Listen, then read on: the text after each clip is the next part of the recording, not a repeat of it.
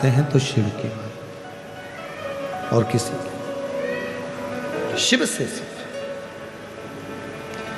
हेति प्रहति को सुख प्रदान दिया, भगवान शिव ने वर दे दिया कि तुम दोनों मेरे साथ में ही मेरे द्वारपाल बनकर नित्य आनंद करने वाले, निवास करने वाले हो। आगे वर्णन आया है सुंदर प्रसंगों में भगवान देवाधिदेव महादेव के 12 ज्योतिर्लिंग का स्मरण स्वयं तुमरुका जी चंचुला देवी को करा रहे हैं। प्रथम सोमनाथ जी का वर्णन किया। ससुर का श्राप लग गया था, काया खराब हो गई थी, तो चंद्रदेव ने शिव जी से प्रार्थना करी और काया का रोग समाप्त हो।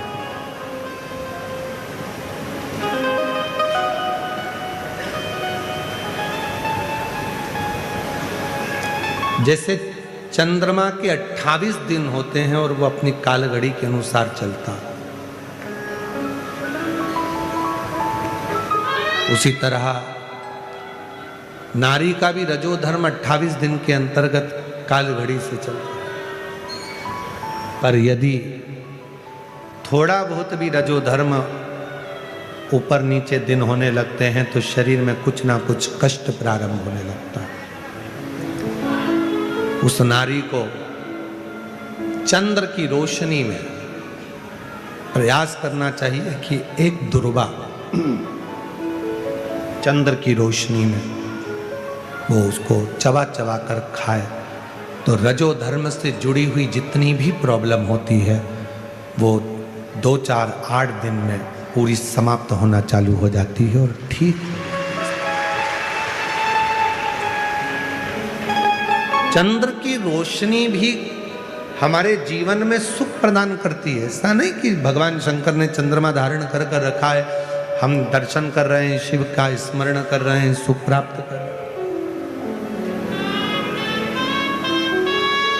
कभी कभी सफेद भभूत होती है, भस्म होती है, सफेद चंदन होता है, तो हम क्या करते हैं, शंकर जी को त्रिपुंड तो लगाते हैं, साथ में शंकर के शिवलिंग पर एक चंद्रमा भी बना देते हैं। अपनी उंगली से अपने त्रिपुंड तो लगाया, वो थोड़ी सी भस्म लेकर या सफेद चंदन लेकर हमने चंद्रमा बना दिया। क्यों बना देते हैं चंद्रमा?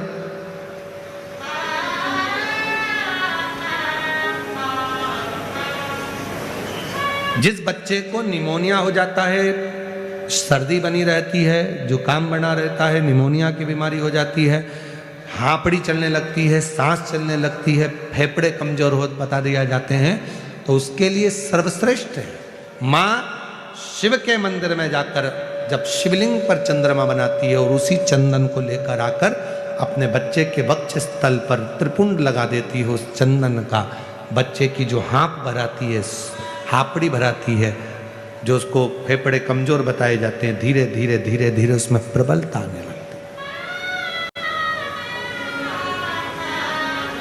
क्यों हम भगवान देवाधिदेव महादेव के शिवलिंग पर जल चढ़ाते हैं? जल चढ़ाने के बाद में अपने हाथ में भी अगर चंदन भी नहीं होता है तो हम पानी पर ही चंद्र बना देते हैं।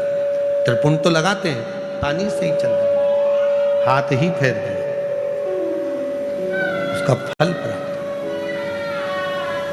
हम प्रयास करेंगे, जो भुसावल में कथा है 10 से 16 मार्च दोपहर 2 बजे से 5 बजे तक, उस कथा में हम प्रयास करेंगे चंद्रमा और स्त्री, एक नारी, एक बहन बेटी, एक चंद्रमा की पूजन साधना से किस तरह से अपने रोग को ठीक कर।